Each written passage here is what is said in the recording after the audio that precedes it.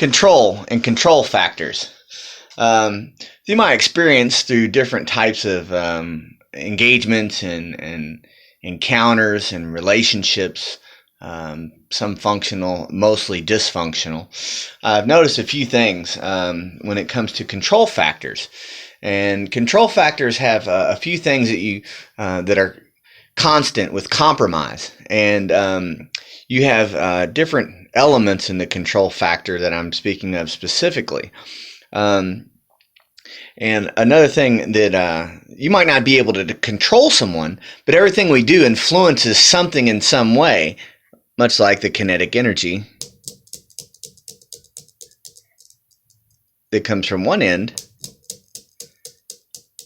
and influences the other end. So it starts at one end, influences the other end.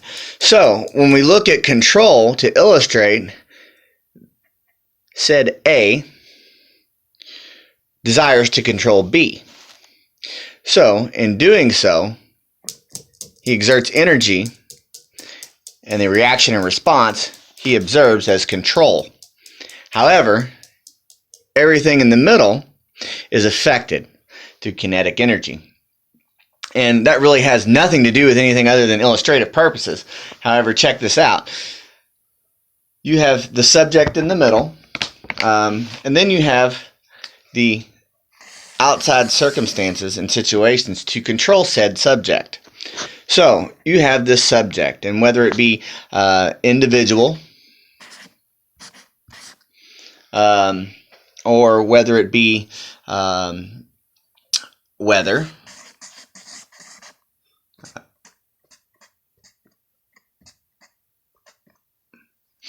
or whether it be family relations,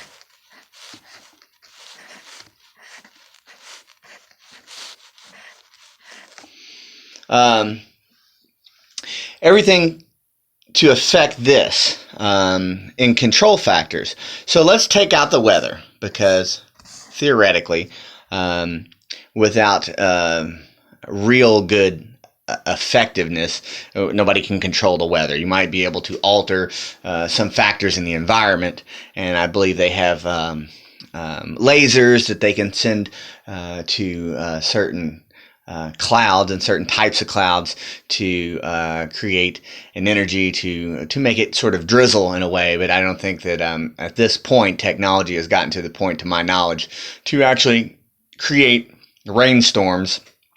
So we'll take the weather out, and no matter what, energy can't be created, it can only be transferred. So anyway, you have these other things that are to control the subject.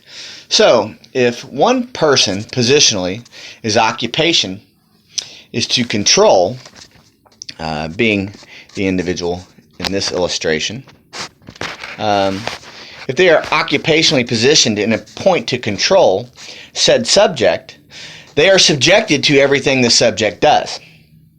So that puts them immediately in the number 2 position, places said subject in the number 1 position. The intention was not to bestow and empower an individual by any means, and that's where power comes in, as power is truly an illusion. When this person tries to exert authority or power or control in the number 2 position over said subject in the number 1 position, those positions are defined, because in every action, number 1, or A, has to make, B has to make counters, or is subjected to the influence by the actions of the person in the number 1 or A position. So positionally, when you try to control another person, whether it be an abusive relationship, a spouse, whether it be an employee, really we have to really focus on the illusion of power, and how power in the assumption of I have power, I'm in the power position. There is no power position without some sort of submission, and any submission directly realigns the value to this person trying to control this person through power and authority is subjected to this person's actions. So number 2 tries to control number 1 based off everything number 1 is doing. So number 1 can do anything they want to affect number 2 in such a way it places number 1 back into the position of control. And we'll go into something that I have a bit of familiarity with. We'll go into abusive relationships. We'll say this said subject is infatuated or obsessed with A, or number 1. So B and number 2 is obsessed or infatuated with number 1, and through that infatuation and attraction and seduction, this person desires to control and capitalize off all the actions of number 1. So in doing so, their every move, their every ounce of effort, their every bit of action, their every thought in order to control this person is based off their behavior. Does this person behave the way that subject number 2 wants them to behave? Does 1 behave the way number 2 does? Say infidelity is an issue and number 1 is promiscuous and engages in different types of relationships. Well, you have number 2 who's trying to control those factors either by, obstructing their social relations in some way, obstructing their finances. You have number 2 who may be the breadwinner of the household. Number 1 is subjected to all their finances, so there's no more petty cash available, so number 1 cannot move about and hopefully control some sort of infidelity or some sort of outside relationship between the 2.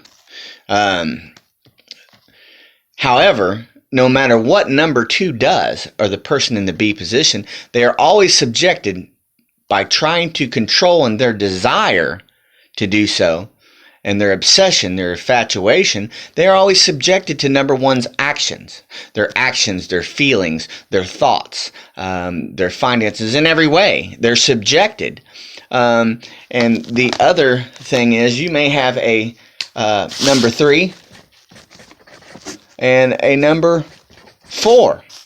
All still, this may be a family member related. So you have a spouse, you have in-laws, and then you have a person engaged in a marriage who is doing undesirable activity based on the 3 outside of the control target.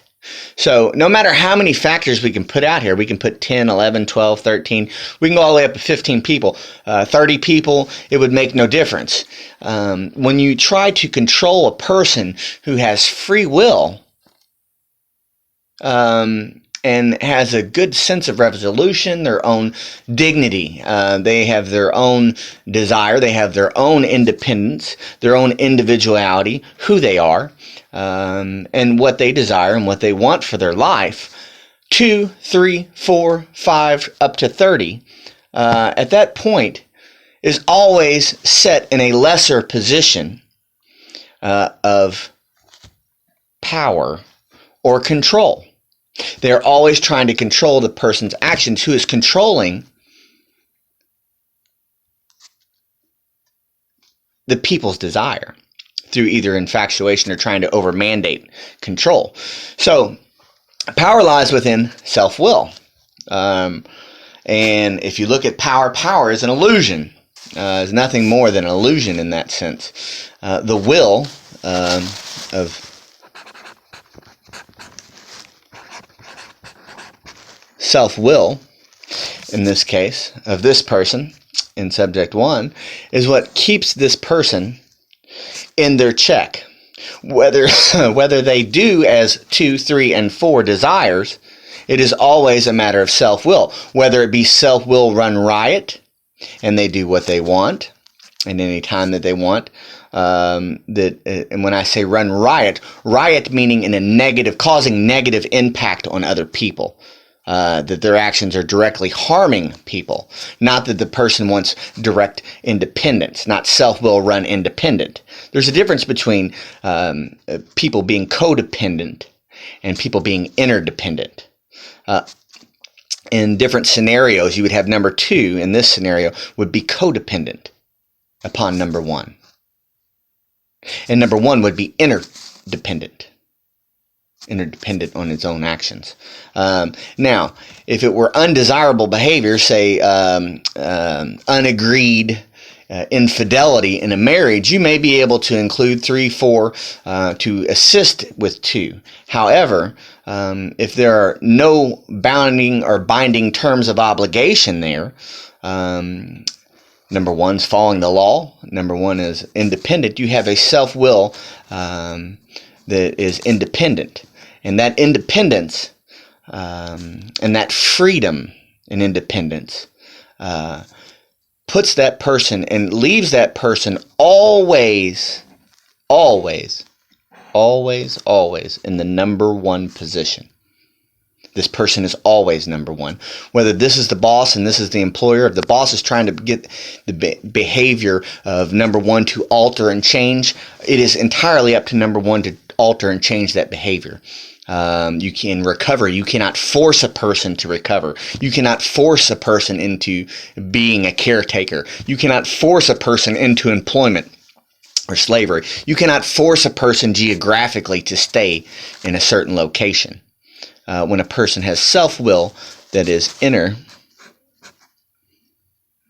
I don't know if it's with a, I'm going to spell it with an I.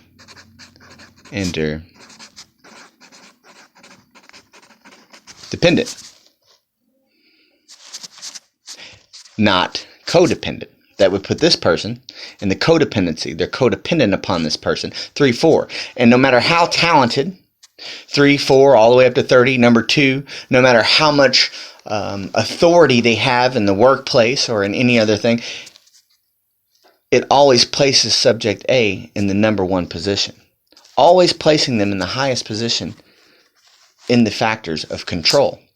And that's where controlling people becomes a problem. And the only way to relieve yourself, if you are number 2, the only way to relieve yourself of this bondage of being in a second place position or a subsidiary position from the primary, which is the number 1, the only way to do so is to have your own dependence and freedom by doing so, by severing your ties with control. The only way to free yourself from that is to free yourself from the desire to control and to no longer deny the fact that no matter how many factors you may be able to influence and affect the other subject, no matter how many parties it travels through. But when your desire is to move this, and you're starting here, if it decides not to move, you're placed in the weakest position because this is still the focal point. This becomes the focal point. A and number 1 becomes the focal point, and positionally it always remains in the number 1 position. You cannot force and control a certain behavior out of somebody regardless. Same way it works with seduction. There's also things with seduction that people believe that they can.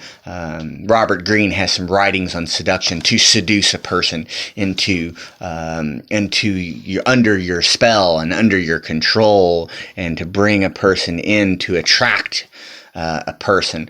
Well, if number 1 does not, in a sexual sense or an intimate sense, if number 1 does not wish to engage in sexual or intimate relationship with number 2, regardless of how many times they hit the parameter or how many attempts they make, number 1 is a deciding factor. Does he decide or she decide to allow number 2 to influence in a way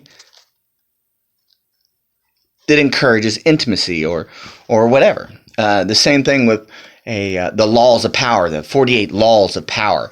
Very powerful writings. The Art of Seduction and 48 Laws of Power. However, they're overplayed. If you've read the book, you know the 48 laws of power. You know exactly how to defend against the laws of power.